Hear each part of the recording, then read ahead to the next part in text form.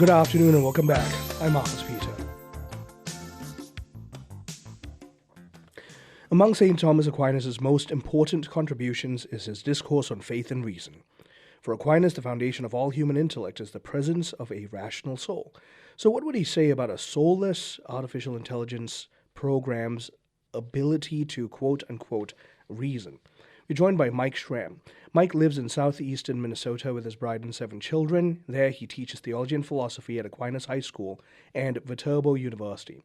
He earned his MA in theology at St. Joseph's College in Maine and an MA in philosophy from Holy Apostles College. He's written for Busted Halo, Homiletic and Pastoral Review, and the Voyage Comics Blog. Mike, great to speak with you. How are you? Hi, thanks for having me, Dr. Peters. Let's, if I may invite you to start by being candid. How much of an issue is artificial intelligence presenting to the kind of work you're doing? Yeah, so, in the classroom and education, it's definitely one of the, it's talked about everywhere, but it's talked about in like every teacher conference, in every workshop, in every training that we have is always this sort of how do we address this issue. And it's also just, in the kind of circles that I'm in, like the types of articles that I like to read, every other teacher online is talking about it or university professor is talking about it. So, it's pervasive. It's ubiquitous. It's whether it's teachers using it, and all the scandal that causes, or professors using it and the scandals that causes. And then obviously the students using it and where the academic integrity is, in terms of writing papers or even just trying to have class discussions, right? And how much it hampers students' ability to comprehend and then to apply certain ideas. So tell us then about this question that we're addressing here, which is the question of reasoning, even before we get deeper into how Aquinas thinks about this. Is artificial intelligence really doing the work of reasoning? What is reasoning? Yeah, so, the faculties of the mind, we're talking about like the intellect, right? Because that's when we think of the reason, we're talking about that part of that power of the soul where it's not just the collection of information, right? Like almost like on a computer where it can like take in all the information and it just sits there, but it's also the articulation of it or the application of it, or one of the things that we talk about in education in terms of higher level thinking skills is evaluation and synthesis. So when you can determine, how much does an idea conform to reality, that means that you have to understand the idea, but then you also have to see how it would apply to, the quote unquote real world. And then same thing with synthesis, where you're taking two seemingly disparate ideas and you're bringing them together. What's good about one idea? What's good about another idea? How can you kind of fuse them together into something completely new? That's that higher level thinking that goes beyond just the putting something onto a page, right, or onto a word processor. In other words, the way the intellectual rational soul reasons is distinct and vastly different from what we seem to think artificial intelligence is doing in reasoning. Yeah, absolutely. So like one of the things that, and this, I'm starting to kind of draw a little bit from the article is Aquinas takes the idea of the intellect, because the intellect is the power of the soul. Well, that means that that reasoning has to kind of be aligned with the soul itself, right? So there has to be something alive, something living in whatever thing is doing the reasoning in that case. In that light, when we consider the kind of production, if you will, of text, of quote-unquote thinking that artificial intelligence does, all it does is it aggregates the resources that it has to provide an estimation of an answer. It's not real thinking and reasoning. Yeah, it's sort of like, when you put actual like letters or words on a page, whether it's, a typewriter, printing press, or even a processor, is the thing that actually puts the words on there hasn't actually done the thinking, right? It's the person who aligned the letters. And even if you're going to take a step back and say, well, it's the program that aligned the letters, well, then there still is something sort of like behind the alignment of that program, so to speak. So you're really just kicking the can back an extra step by doing it digitally instead of, like I said, you put the slides in on the printing press and you actually, put the press down, to use the older technology. Tell us about this power of the soul that is the intellect. You've got the intellect, the will, the passions, and sorry about that. And they each have their own appetites. The appetite of the intellect being the truth. So that's why a human person has a desire to know for the sake of apprehending truth. Can you please speak to that? Yeah. So as I was saying before, Aquinas, what I thought was so interesting in kind of doing the research for this, and actually just kind of a connection that I found, with Ave Maria, because this paper that I wrote, it was actually originally a presentation for the Aquinas conference at Ave Maria University, is where I first presented it, and then I wanted to kind of put it down into something in writing. But he aligns it with the soul, right? And the soul is the thing that gives life to, whether it's a plant, an animal, or a human, right? It's the capacity for life is what we call the soul. And so the question that you have to ask too is what even is life in the first place? Because most, when we think of oh, well, if it's moving, it's alive. But we can think of things, whether we're building a machine, the machine can move, but it's not alive in the same way that an organism is alive. And so there's this distinction, which is basically, it's called immanent movement or transient movement. And immanent movement is the movement being brought on by something that is part of the nature of the thing itself? Or if it's transient, is the movement being caused by something that is external to the thing itself?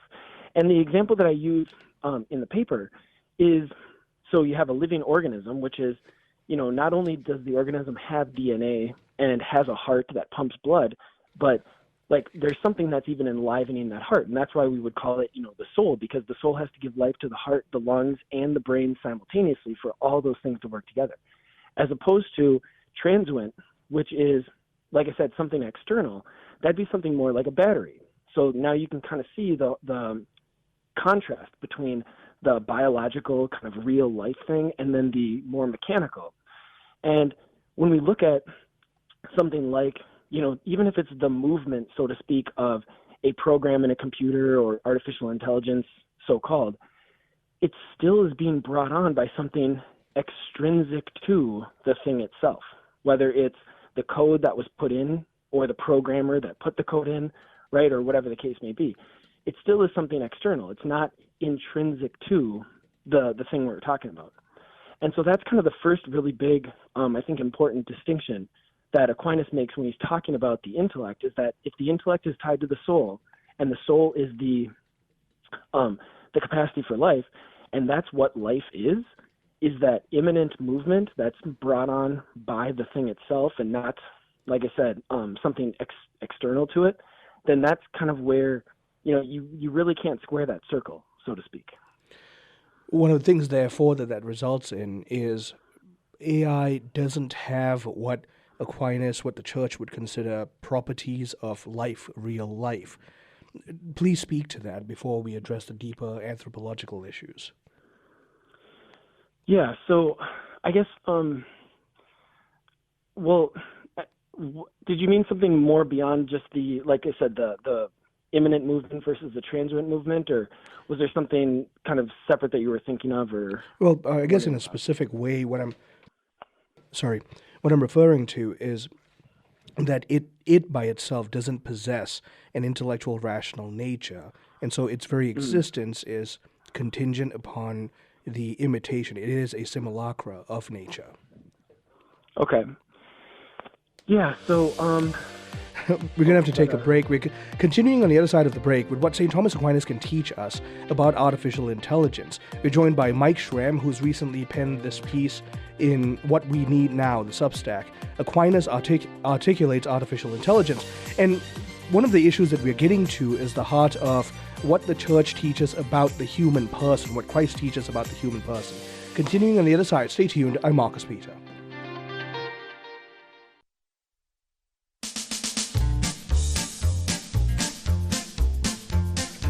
Good afternoon and welcome back. I'm Marcus Speed. I'm talking with Mike Schramm. He is most recently the author of Aquinas Articulates Artificial Intelligence on the What We Need Now Substack.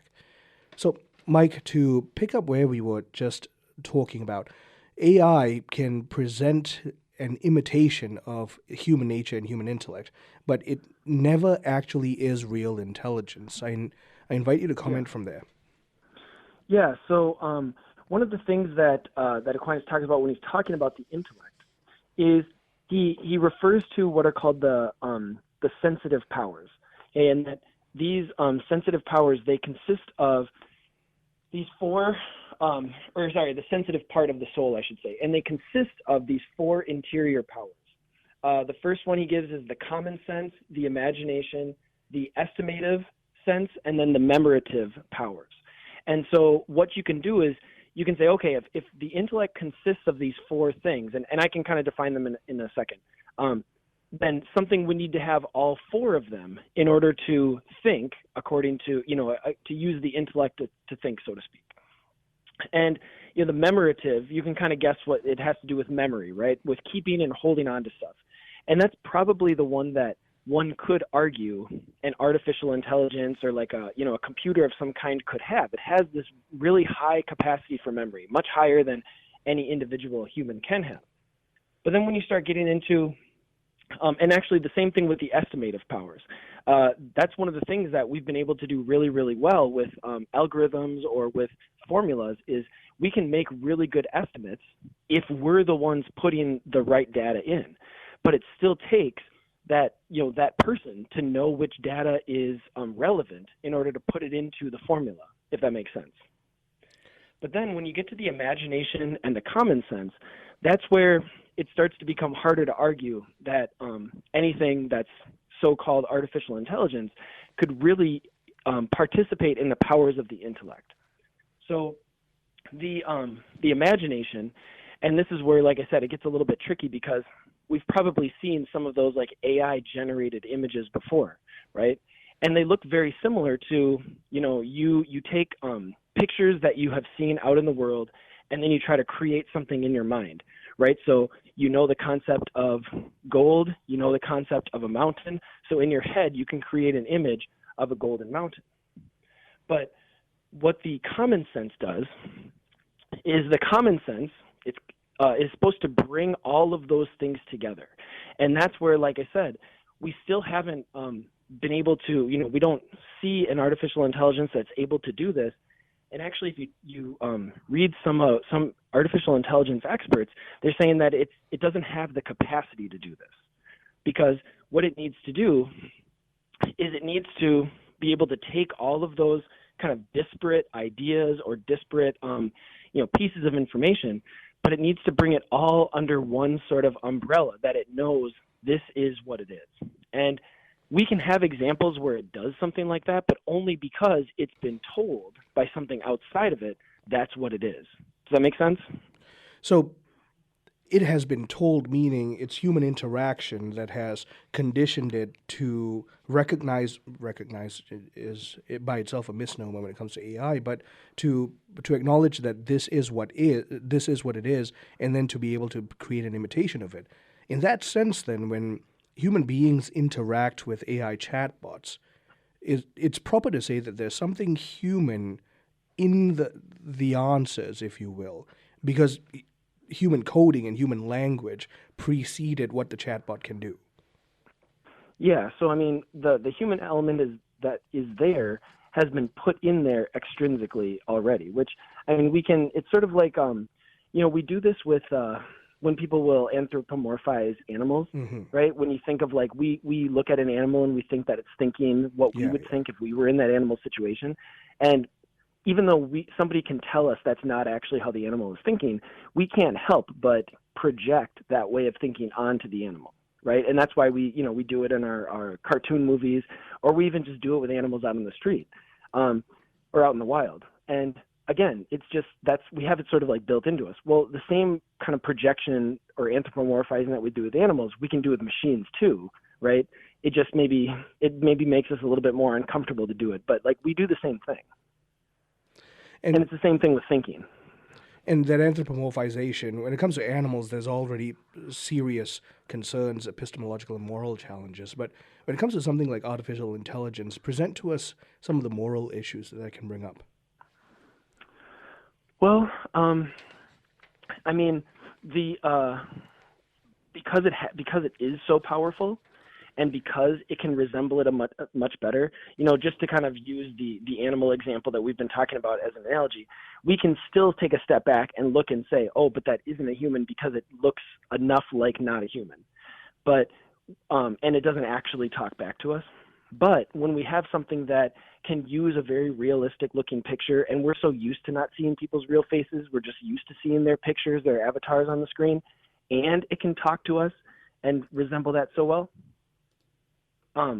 that's when it starts to become, that's when it becomes so powerful. And, it has this very strong influence on people. Actually, one of the things that inspired me to write the article, I didn't include the news story in the article itself, but there have been some articles of people who have been so affected by these, like they've been so invested in these relationships, and then these chatbots will tell them to do something, destructive, and they'll do it. Yeah. And so that's kind of the power that it's had. And it was a recent, even though the original story that kind of got me to write this, that it's now become an older story, it happened again more recently. So it's like, it's still happening, even though the original, story that inspired it, the article that I wrote, has now become an older article. Like it's going to keep, like, it's just going to become a recurring thing. And therein lies perhaps one of the greatest issues, especially for young minds being formed, that the reality of navigating relationships is already tough enough. But when you have this thing that creates a pseudo relationship because it is by itself being presented to be human when it effectively isn't, the temptation to create these ersatz relationships becomes all too real for young people. As a teacher and also as a young man, can you comment on that? Yeah. So, as you mentioned in my bio, I've been married for several years, have many kids. And so I was married long before this particular issue, was relevant, in terms of dating and relationships, fortunately. But I do see, just in talking with my students who are, they're either 18 or older, because I have seniors in high school and then I have college students. And so, it is something that, like, they're all very much well aware of. I think, at least from my perspective, what I've been able to see is that they have a lot of the resources to pursue. Most of the ones that I have anyway have the resources and the opportunities to pursue real flesh and blood relationships, whether that's friendships or romantic relationships.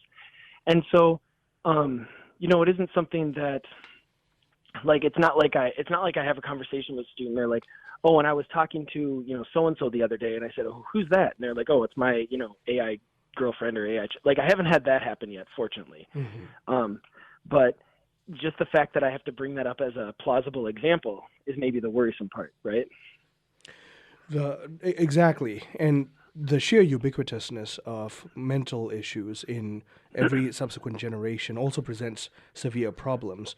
I don't know which specific case you were referring to, but I know at least of 3 separate cases where this has become a problem. We've had one of the mothers of a young boy who tragically ended his life because of an AI chatbot on this program. And so this is a real problem. Every life lost has infinite value in Christ.